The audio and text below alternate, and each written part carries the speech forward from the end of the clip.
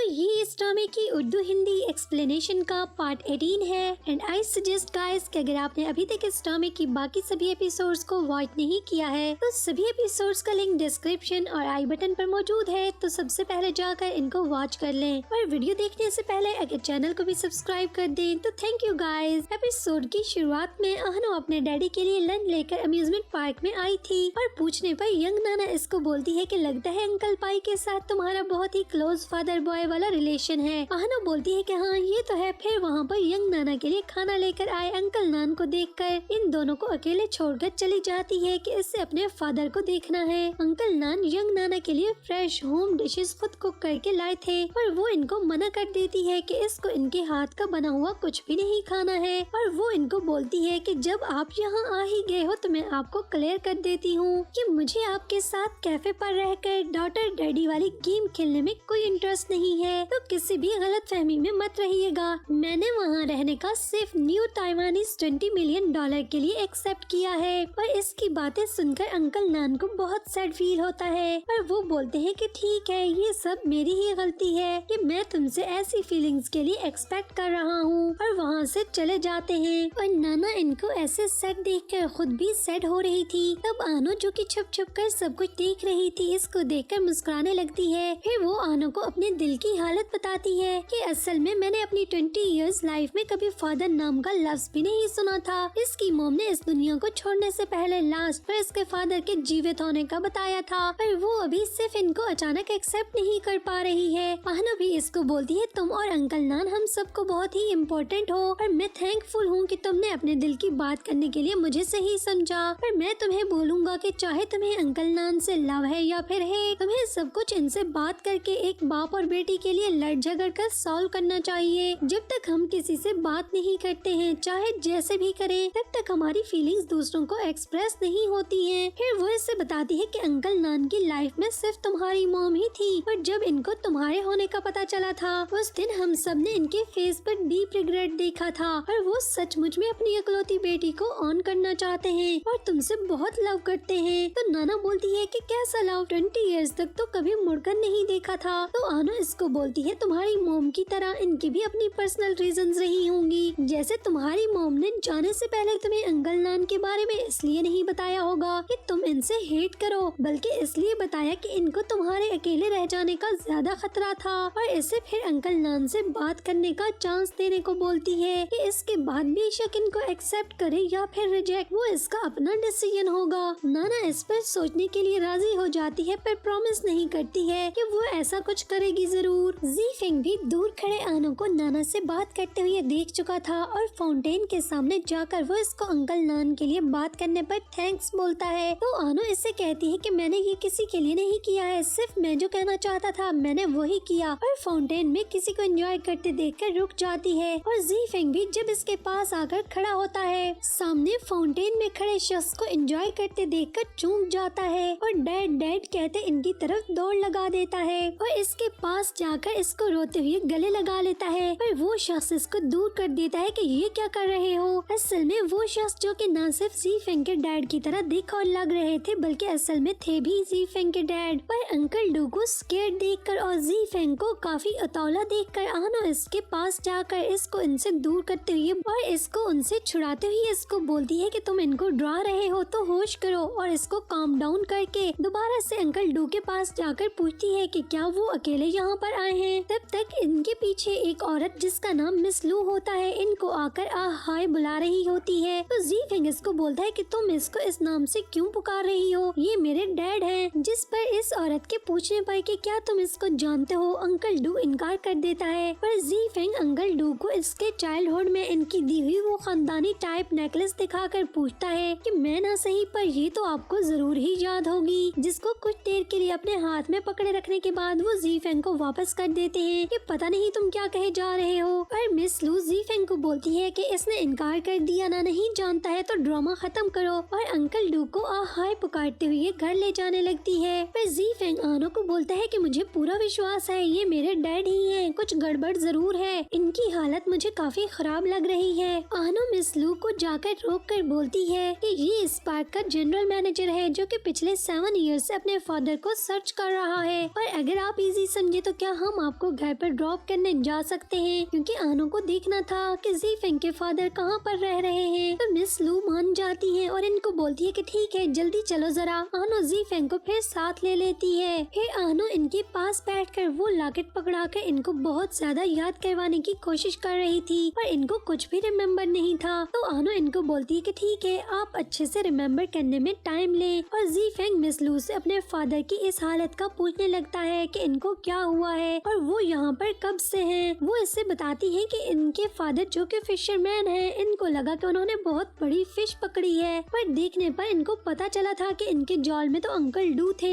इनको कुछ भी याद नहीं था, तो हमने इनका नाम हाय रख लिया। और ज़ीफेंग के पूछने पर कि क्या इनको हॉस्पिटल लेकर गए थे, वो बताती है कि हाँ, काफी अरसे तक हॉस्पिटल में रहे, पर दोबारा जाने से इनकार कर दिया। वैसे तो कुछ भी नहीं बोलते हैं, पर हॉस्पिटल के नाम से बहुत खौफ खाते हैं। फिर ज़ीफेंग अंकल डू के जूतों के लेसेस खुले देखकर इनको बांधने जाता है। ये पहले भी जब इसके डैड के जूतों के लेसेस खुले होते थे, वो ऐसा ही करता था। अंकल डू ज़ीफेंग को ऐसा करते देखकर उसको आशीर्वाद देते देते अपना हाथ पीछे कर लेते हैं। और ज़ीफेंग इनको बोलता है कि डैड चलो घर चलते हैं ना। तो वो सुनकर इनकार कर देते हैं कि मुझे किसी और के घर जाने की कोई जरूरत नहीं है, मेरा घर तो यही है। आनो परेशान ज़ीफेंग को समझाती है कि जब तुम पहले ही अपने डैड को ढूंढ चुके हो, तो जल्दी मचाने की बजाय इनको खुद से पहले फेमिलियर करने की कोशिश करो, इनकी हालत तो तुम देख चुके हो। तो ज़ीफेंग आनो की बात को अंडरस्टैंड करते हुए अपने डैड से बोलता है कि ठीक है, हम घर नहीं चलते हैं, पर आपको जो भी चाहिए होगा, जब भी चाहिए होगा, आप मुझे सबसे पहले बताओगे। तो मिस्टर डू इसको फौरन बोलते हैं कि मुझे इस फाउंटेन पर जाना है, जो कि मुझे बहुत पसंद है। तो ज़ीफेंग जो कि काफी सैड था, इनको बोलता है कि जब चाहे, जितना मर्जी चाहे, आपको कोई भी नहीं रोकेगा।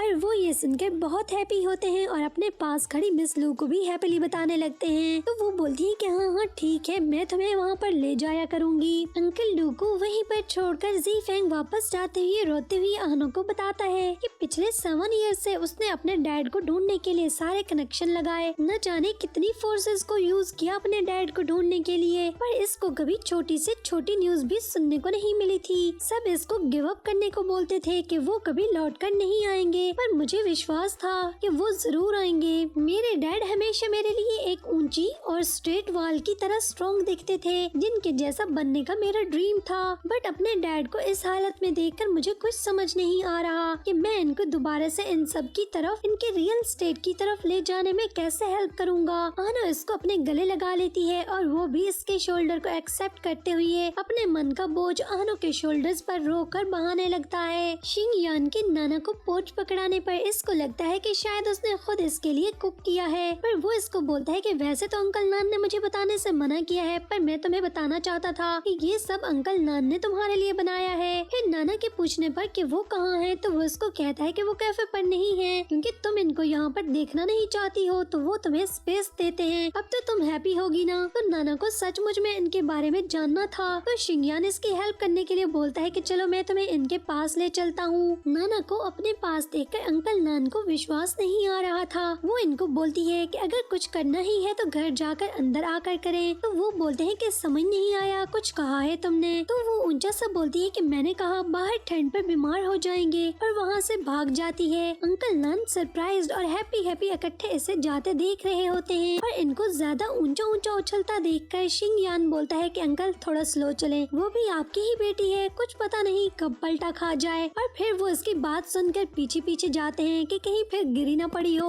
आनो जब चब्बी को देखने चू के पास जाती है और इसकी हेल्प करवाने के लिए अंदर से शैम्पू की बोतल लेने जाती है, तो इसकी नजर कबर्ड में पड़े इसकी 26 बर्थडे पर इसको दिए जाने वाले लेटर पर पड़ती है। तो वो इस लेटर को ओपन करके पढ़ लेती है, और इसके पीछे पड़े अपने प्रेजेंट को जब खोल कर देखती है तो वो काफी ज्यादा सरप्राइज थी, क्योंकि इसमें हाई हील्स पड़ी थी, और इसको समझ में नहीं आ रहा था कि वो इसे इसकी 26 बर्थडे पर ये सब क्यों देना चाहता है। और फिर लेटर की लाइनें दोबारा से पढ़ने पर इसको समझ में आ जाता है कि इसकी न्यू लाइफ की शुरुआत। तब तक अंदर आता हुआ चू भी इसको ये सब कुछ खोलते हुए देख चुका था। आनो जो कि अभी तक शॉक में थी, उठकर इसके पास जाकर लेटर और हाई हील्स के बारे में पूछती है कि क्या मतलब है इस सब का। तो वो इससे बोलता है कि अगर मैं सच कहूँ तो असल में मैं जानता हूँ कि तुम एक गर्ल हो। और ये सुनकर तो आनो को यूँ फील होता है कि जैसे सारे पहाड़ उसके सर पर गिर चुके हूँ। और फिर वो इसको बोलता है कि पर तुम परेशान मत हो, ये सीक्रेट मैंने मैंने किसी के सामने नहीं कहा है। तो वो शार्क में खड़ी थी, पूछती है तुम ये सब कब से जानते हो, और इसको सब सच बता देता है कि कैसे बचपन से वो इसके बारे में सब जानता है। तो वो सब याद करते हुए बोलती है कि इसलिए तुमने हमेशा मेरी हेल्प की है ना। तो चू इसके हाथ से लेटर और जूते लेकर दूर रखते हुए बोलता है कि जब तक तुम किसी को भी बताना नहीं चाहती हो,